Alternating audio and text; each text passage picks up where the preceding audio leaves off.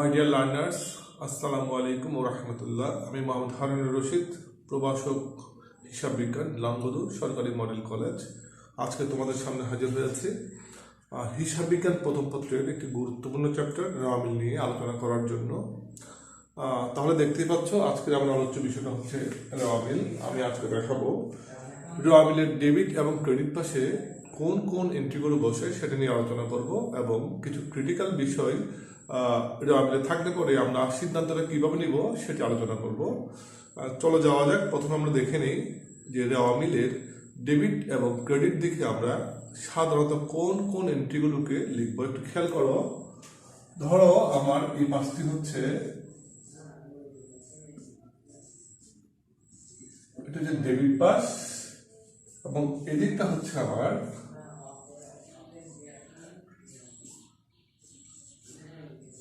Credit pass. একটু লক্ষ্য করো, আমি এই পাশে দেখাবো ডেবিট পাস আইটেমগুলো, এই পাশে দেখাবো ক্রেডিট পাসের আইটেমগুলো। তো খেয়াল করো, ডেবিট পাশে যে আইটেমগুলো আসবে সেগুলো হচ্ছে সম্পদ, এরপর আসবে খরচ, এরপর আসবে হচ্ছে ক্ষতি, এরপর আসবে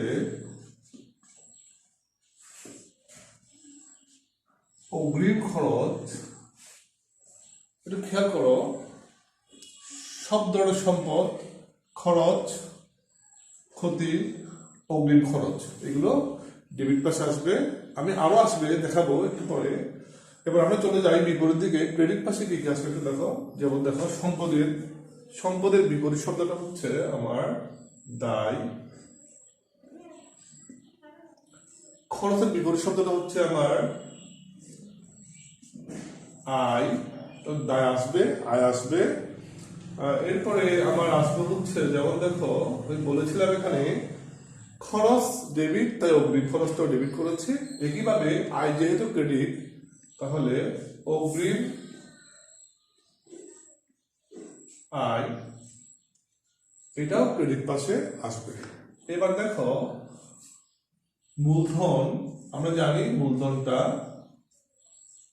ক্রেডিট হয়, মূলধনটা হচ্ছে ক্রেডিট। মূলধন ক্রেডিট যদি হয় তাহলে মূলধনের বিপরীত শব্দটি কি হতে পারে? মূলধনের বিপরীত শব্দটি হতে পারে হচ্ছে আমার এখানে উত্তোলন। মূলধনের বিপরীত শব্দটা কি হতে পারে? সেটা হতে পারে উত্তোলন। তো দেখো ডেবিট পাশে আমি কি লিখেছি, ক্রেডিট পাশে আমি কি লিখেছি, একটু ফলো করো। এরপরে এই ক্রেডিট পাশে আরো কিছু জিনিস আসতে পারে, যেমন ধরো সঞ্চিতি সমূহ।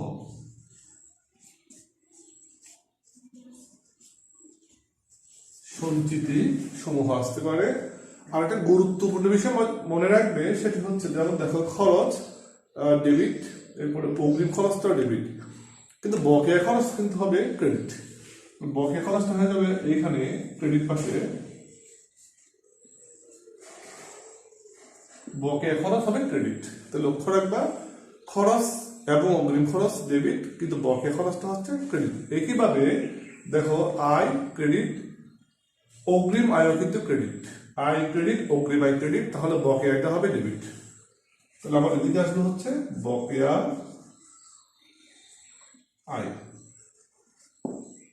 আশা করি ক্লিয়ার। আরেকটি বিষয় আসবে হচ্ছে প্রারম্ভিক মজুদ পণ্য ডেবিট, প্রারম্ভিক মজুদ পণ্য, এটা আমরা কি করবো, ডেবিট করে দেখাবো প্রারম্ভিক মজুদটাকে। এবং খেয়াল রাখবো সমাপনী মজুদ পণ্যকে সাধারণত রেওয়ামিলে অন্তর্ভুক্ত করা হয় না, তো বিশেষ ক্ষেত্রে সেটা অন্তর্ভুক্ত হয়, সেটা কমন হয়। আমি একটু পরে আলোচনা করব। তার আগে আমি এই বিষয় নিয়ে একটু কথা বলবো। তাহলে আমরা কি পেলাম? ডেবিট পাশে সম্পদ, খরচ, ক্ষতি, অগ্রিম খরচ, উত্তোলন, বকেয়া আয়, প্রারম্ভিক মজুদ। ক্রেডিট পাশে পেয়েছে দায়, এরপর হচ্ছে আয়, অগ্রিম আয়, মূলধন তো অবশ্যই ক্রেডিট, সঞ্চিত সমূহ ক্রেডিট এবং বকেয়া খরচ হচ্ছে ক্রেডিট। এই নিয়মগুলো জানলে পরে আমরা যে কোনো ভাবেই, অর্থাৎ অতি সহজে রেওয়ামিলের ডেবিট ক্রেডিট মিলাতে পারবো।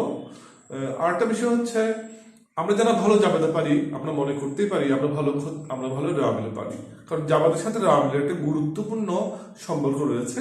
সেই কারণে আমরা যারা ভালো জাবেদা বুঝি আমরা অবশ্যই ভালো র মিলে বুঝি, এটি নিঃসন্দেহে বলা যায়। এখন আমি যে বিষয়টা আলোচনা করবো সেটি হচ্ছে এগুলো যে সাধারণ এন্ট্রি, এগুলো তোমরাও পারো। এরপরও আমার প্রথম লেকচার হিসেবে আমি এগুলো বললাম।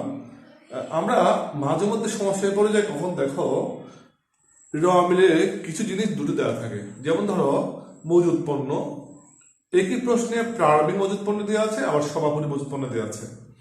সেক্ষেত্রে আমাকে সিদ্ধান্ত নিতে হয় কোনটি আসবে এবং কোনটি আসবে না।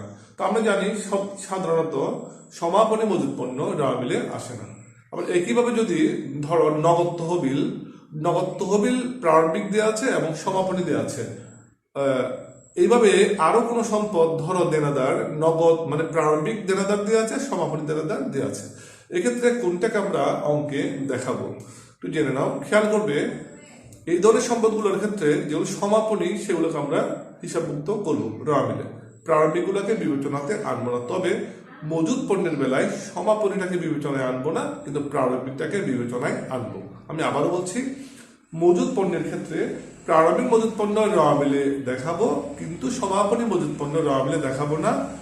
কিন্তু অন্যান্য ক্ষেত্রে যেমন ধরো নগদ তহবিল দেনাদার এইসব অন্যান্য সম্পদের ক্ষেত্রে আমরা প্রারম্ভিক সম্পদ দেখাবো না, কিন্তু সমাপনী সম্পদ আমরা দেখাবো। আশা করি বিষয়টি ক্লিয়ার। আমি এখন যে বিষয়টি তোমাদের সামনে আলোচনা করবো সেটি হচ্ছে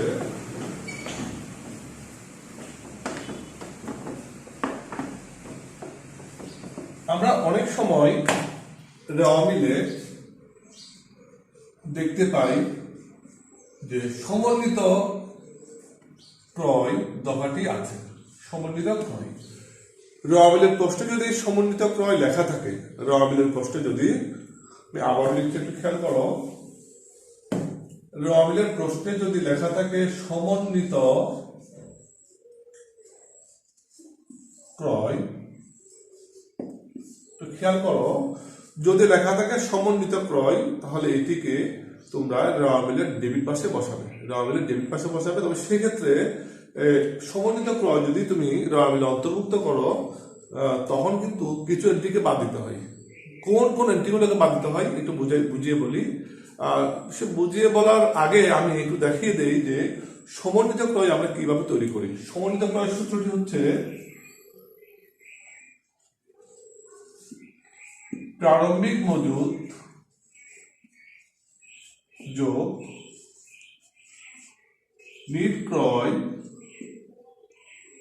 বিয়োগ সমাপনী মজুদ। এটা খেয়াল করো, সমন্বিত ক্রয় সূত্রটি হচ্ছে প্রারম্ভিক মজুদ যোগ নিট ক্রয় বিয়োগ সমাপনী মজুদ। তাহলে একটা জিনিস মনে রাখবে, যদি প্রশ্নে সমন্বিত ক্রয় দেওয়া থাকে সেটি ডেবিট করব। মজার বিষয় হচ্ছে এই সমন্বিত ক্রয় নির্ণয়ে যে এন্ট্রিগুলোকে আমরা যোগ করে দেখিয়েছি সেগুলোকে আর দেখানো যাবে না। অর্থাৎ সমন্বিত ক্রয়কে যদি আমরা ডেবিট করি তাহলে প্রশ্নে যদি প্রারম্ভিক মজুদ পণ্য দেওয়া থাকে সেটি আর দেখানো যাবে না, নিট ক্রয় যদি দেওয়া থাকে সেটিও দেখানো যাবে না। কিন্তু সমাপনী মজুদ পণ্যকে বিয়োগ করার কারণে ওই ক্ষেত্রে সমাপনী মজুদ পণ্যকে ডেবিট করে দেখাতে হবে। আমি আবারও বলছি, যদি প্রশ্নে সমন্বিত ক্রয় লেখা থাকে সেক্ষেত্রে প্রারম্ভিক মজুদ পণ্য রেওয়া মিলে আসবে না, নিট ক্রয় রেওয়া মিলে আসবে না, কিন্তু সমাপনী মজুদ পণ্য রেওয়া মিলে ডেবিট দিকে আসবে। আরেকটি বিষয় দেখো, বিক্রিত পণ্যের ব্যয়, বিক্রিত পণ্যের ব্যয় এটার সূত্রটা হচ্ছে প্রারম্ভিক মজুদ যোগ নিট ক্রয় যোগ প্রত্যক্ষ খরচ বিয়োগ সমাপনী মজুদ। একটু খেয়াল করো, বিক্রিত পণ্যের ব্যয়ের সূত্রটা হচ্ছে প্রারম্ভিক মজুদ যোগ নিট ক্রয় যোগ প্রত্যক্ষ খরচ বিয়োগ সমাপনী মজুদ। তাহলে কোন প্রশ্নে যদি বিক্রিত পণ্যের ব্যয় লেখা থাকে সেই বিক্রিত পণ্যের ব্যয়টা হবে র মিলের ডেবিট। কিন্তু মনে রাখতে হবে এই বিকৃত পণ্যের ব্যয় নির্ণয়ে যে এন্ট্রিগুলোকে আমরা যোগ করেছি সেই এন্ট্রিগুলো আর রেওয়া মিলে দেখানো যাবে না। সেগুলো কি কি? প্রারম্ভিক মজুদ প্রশ্নে থাকলেও রেওয়া মিলে দেখানো যাবে না, নিট ক্রয় প্রশ্নে থাকলেও রেওয়া মিলে আসবে না, প্রত্যক্ষ খরচ যেমন মজুরি, পরিবহন, এই খরচগুলো যদি প্রশ্নে থাকেও তবুও সেগুলোকে রেওয়া মিলে আনা যাবে না। কিন্তু সমাপনী মজুদকে বিয়োগ করার ফলে সমাপনী মজুদকে রেওয়া মিলের ডেবিট দিকে আনতে হবে। তো তাহলে আজকে আমরা কি বুঝতে পারলাম?